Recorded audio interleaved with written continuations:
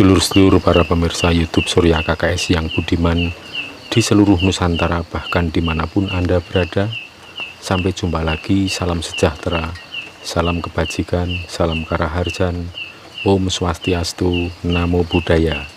Semoga kita semua dalam keadaan sehat berkas waras, ayom ayem tentrem, lancar rezekinya, tansah pinaringan sih wiloso saking ngersaning Gusti Ingkang Maha Agung.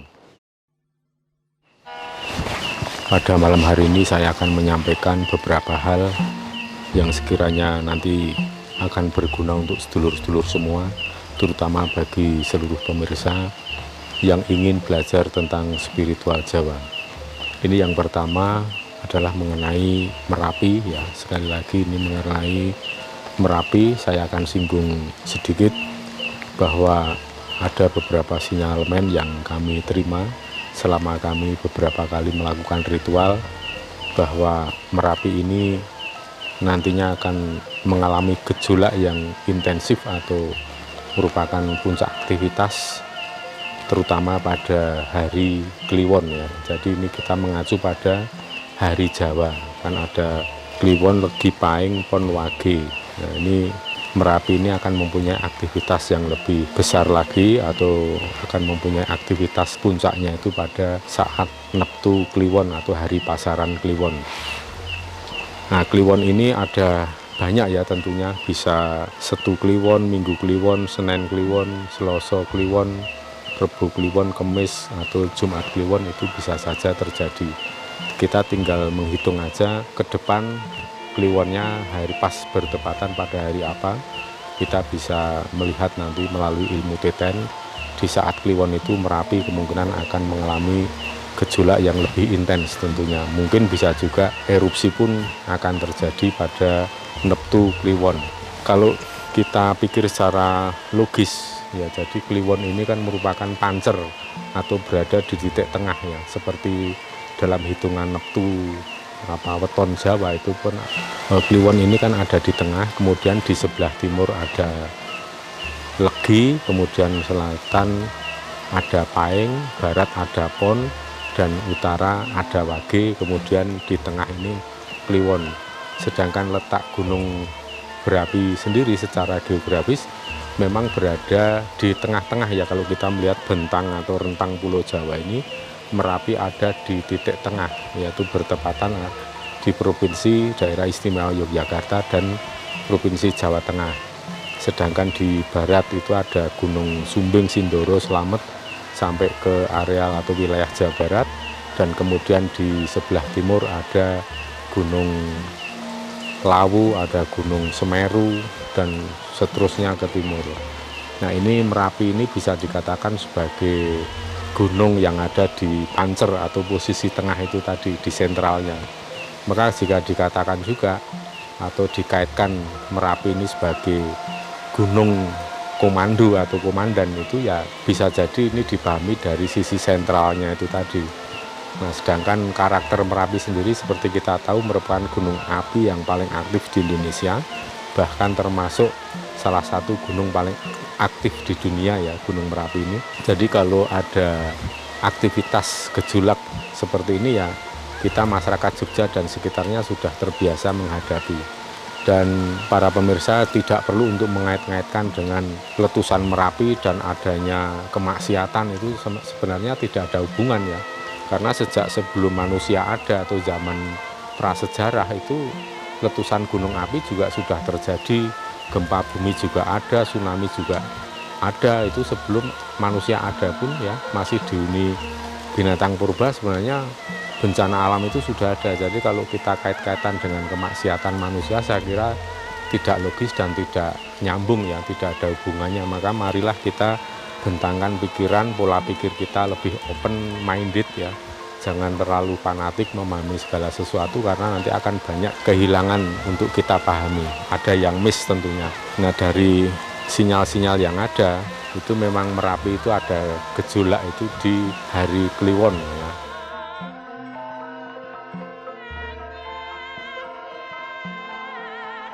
Kemudian yang kedua mengenai keberadaan atau eksistensi Ki Juru Taman, yaitu penjaga Merapi, entitas gaib penjaga Merapi yang dulunya menjaga di sisi selatan atau tepatnya di wilayah Gegerboyo Merapi ya. Tapi setelah Gegerboyo Merapi runtuh sesuai dengan perjanjian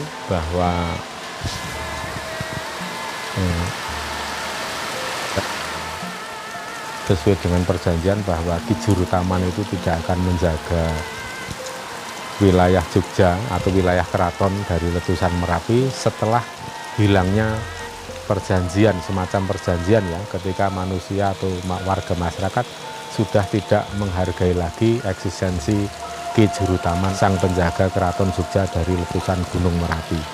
Nah, setelah Gegerboyo runtuh, kemudian keberadaan Ki Juru Taman sendiri berada di sekitar Kaliurang kalau kita melihat ya. Jadi mudah-mudahan nanti letusan-letusan ini wilayah Kaliurang ini juga aman dari wedhus gembel ya. Paling tidak akan terjadi seperti peristiwa tahun 94 yang lalu yang meluluh lantakkan wilayah barat Kaliurang.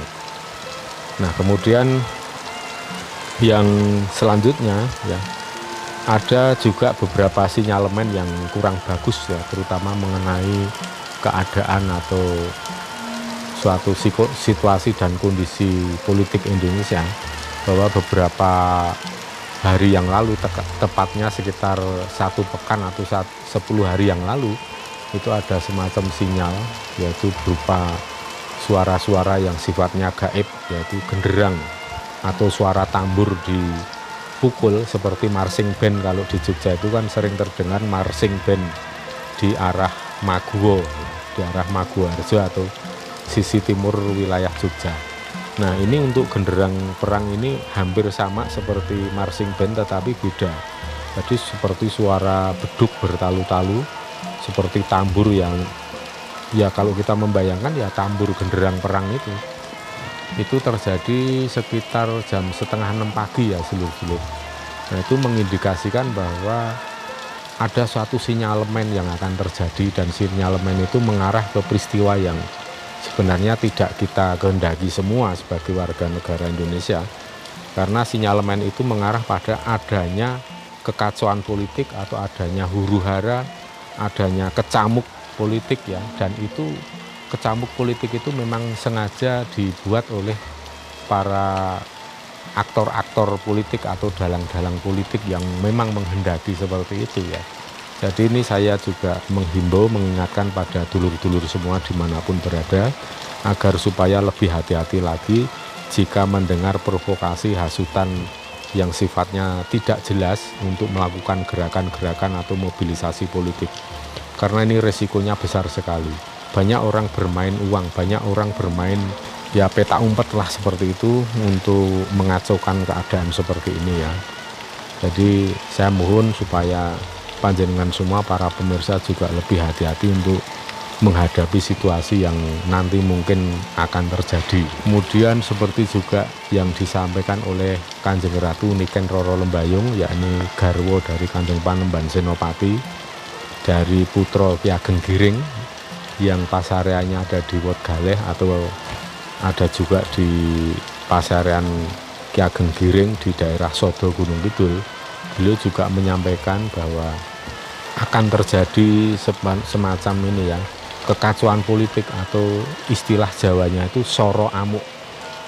Soro itu bisa diartikan kuat atau roso ya. Terus amuk itu ya amuk massa atau suatu kekacauan atau suatu peristiwa politik yang agak chaos ya, ya mungkin terjadi di level grassroots yang dikendalikan atau memang sengaja menjadi korban provokasi dari para elit tertentu. Jadi ini perlu saya sampaikan karena setidaknya ini bisa mengurangi intensitas atau kualitas dari peristiwa itu kalau memang nanti terjadi. mudah-mudahan juga akan bisa dikendalikan oleh aparat keamanan, oleh aparatur negara. Dan apa yang saya sampaikan ini dengan harapan mudah-mudahan tidak semakin banyak warga masyarakat yang tidak tahu menahu tetapi kemudian terhasut dan hanyut larut oleh situasi yang chaos. Jadi ini sebagai langkah antisipasi. Kemudian ada lagi yang perlu saya jelaskan bahwa soro amuk ini bisa juga diartikan mengamuknya kesengsaraan ya. Jadi ada suatu emosi massa yang memang itu disulut atau memang sengaja untuk diprovokasi, yang tujuannya untuk membuat kesengsaraan, yang targetnya adalah ya tidak lain adalah kekuasaan juga ya. Jadi seperti saat ini memang sudah banyak gejala, tapi ini saya juga memberikan informasi seperti ini sebagai bentuk sinyal metafisik yang bisa kami tangkap. Dan ini kenapa perlu saya sampaikan ya, saya hanya berharap setidaknya hal itu syukur-syukur bisa tidak terjadi ya, syukur-syukur.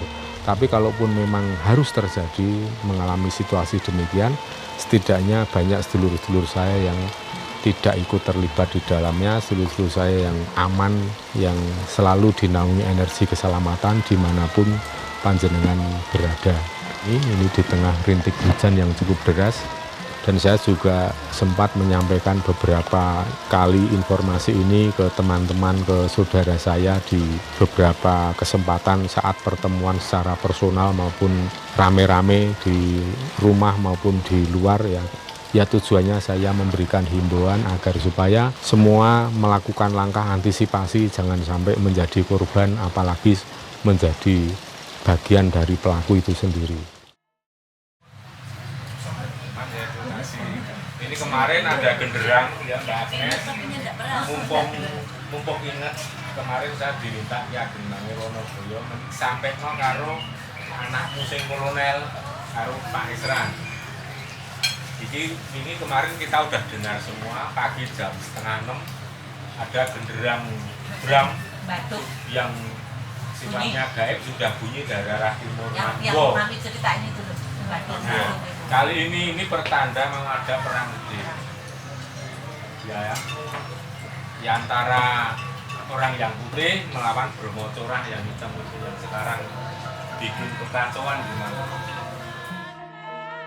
Karena apa? Kita semua tetap mencintai keutuhan integritas NKRI ini. Kita tetap mengharapkan keutuhan NKRI ini tetap terjaga sampai kapanpun. Karena bagi saya pribadi dan mungkin seluruh semua, bahwa NKRI adalah harga mati yang tidak bisa ditawar-tawar lagi.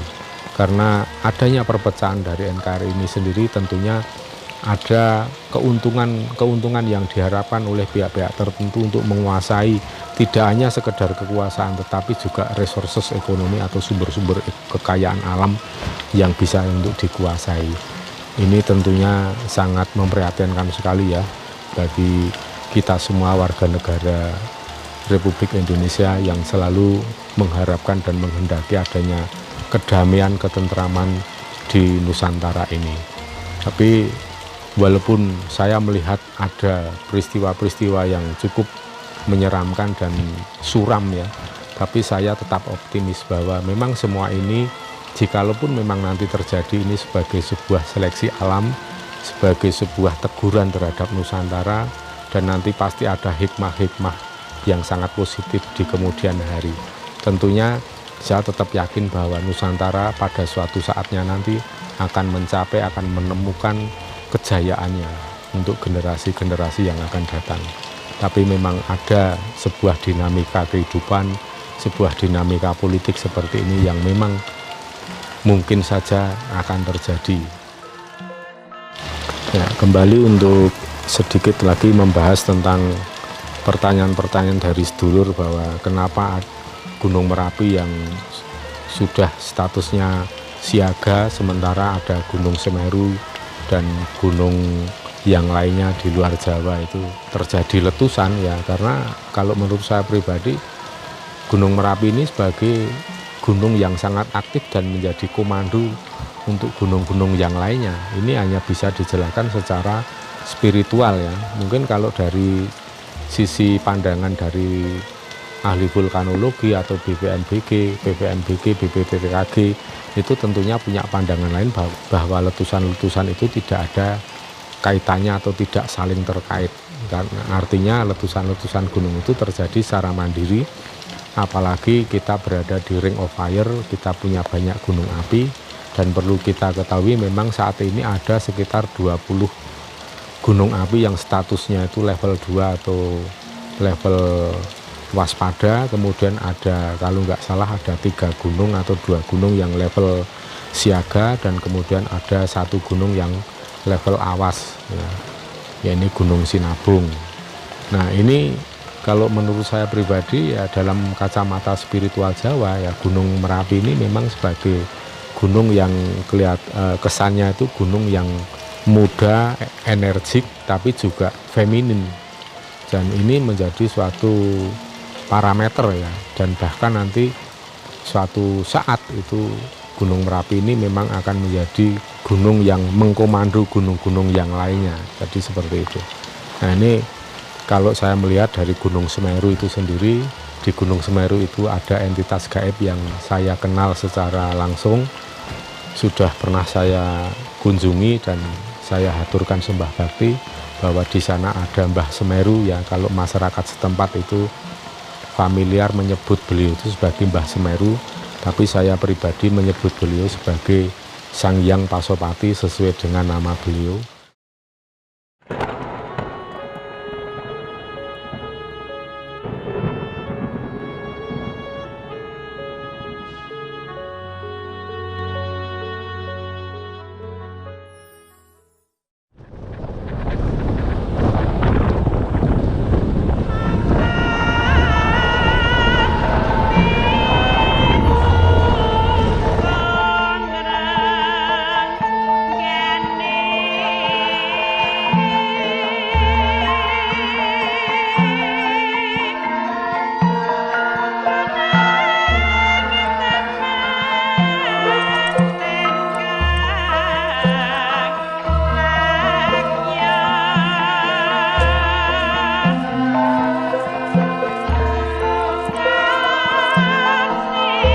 Siapa Sang Hyang Pasopati? Beliau itu adalah dewanya para dewa. Jadi kalau di Bali itu ada Dewa Tanawasanga, ya, ada Dewa Siwa dan lain-lain itu. Kemudian mempunyai dewa yang paling senior, yaitu ada di Gunung Semeru, yaitu sebagai Sang Hyang Pasopati. Dan Sang Hyang Pasopati ini posisinya ya selevel apa lebih senior sedikit dengan apa ya namanya Pamomong Nusantara yang sering disebut sebagai Ki Lurah Semar Bodronoyo atau yang Sabdo Palon Danoyo Genggong. Dan ini ada kaitannya sangat erat sekali dengan Gunung Semeru, Kawah Jenggring Saloko, kemudian dengan Merapi ini memang ada kaitan yang cukup erat. Istilahnya kalau Semeru itu gunung yang sepuh, yang sebagai dewanya para dewa, kemudian Merapi ini sebagai gunung yang berada di garda depan yang sangat aktif atau sebagai garda tempurnya yang ada di depan ya, kalau diibaratkan dalam suatu hierarki atau kepemimpinan militer ya kira-kira seperti itu. Makanya Gunung Semeru ini pun letusannya sangat anggun ya, menurut saya sangat anggun ya, dan letusan itu memang betul-betul mengejutkan, tetapi tetap kesannya itu Gunung Semeru itu sangat dewasa. Itu yang bisa saya tangkap ya, karena tidak lain kalau saya memahaminya ya karena di sana bersemayam dewa yang paling senior ya. Makanya masyarakat Bali itu setiap tahun selalu ada ritual besar di Pura Mandara Giri yang ada di Lumajang, kemudian mengambil air suci dari Ranu Kumbolo ya. Disitulah ada makna tersirat bahwa memang Gunung Semeru ini adalah seniornya para entitas gaib yang terutama level kadewatan yang ada di Pulau Dewata, mungkin juga di seluruh Nusantara ini. Dan ini yang saya sampaikan ini sebenarnya menegaskan atau menggarisbawahi beberapa video sebelumnya tentang bau anyir yang muncul di penghujung 2020 dan beberapa video berikutnya ini saya malam ini dalam konten video ini sebagai bentuk menggarisbawahi yang sudah-sudah, supaya kita makin waspada, karena sesuatu yang mungkin terjadi itu semakin terlihat nyata dan ada kemungkinan besar, probabilitas yang tinggi untuk terjadi. Saya tidak mau meramal gimana, tapi saya hanya membaca tanda-tanda alam yang bisa kita lihat, bisa kita baca, dan kemudian saya hanya sebagai penyambung lidah kepada dulur-dulur semua, membantu mengartikan bahasa alam itu, makna apa yang tersirat dan tersurat dalam bahasa alam itu sendiri. Maka mari kita sama-sama belajar juga tentang ilmu titen, karena ilmu titen itu sebenarnya sangat rasional dan logis sekali untuk kita pelajari. Jadi demikian sedulur yang bisa saya sampaikan. Mudah-mudahan apa yang saya sampaikan ini ada gunanya, ada manfaatnya untuk sedulur-sedulur semua, dengan harapan para sedulur-sedulur semua, para pemirsa yang budiman dimanapun berada, selalu dinaungi energi keselamatan, dimanapun berada tansah nyandung nyampar sekar cempaka mulya, tansah pinaringan wilujeng rahayu kang tinemu, bondo lan bejo kang teka saking kersaning Gusti. Demikian sedulur-sedulur semua, selamat malam, sampai jumpa lagi pada konten-konten video berikutnya. Terima kasih atas segala support, atas segala dukungan dari sedulur-sedulur semua. Akhir kata, wilujeng rahayu kang tinemu, bondo lan bejo kang teka saking kersane Gusti, Suradira jaya ningrat lebur dening pangastuti. Rahayu, rahayu, rahayu.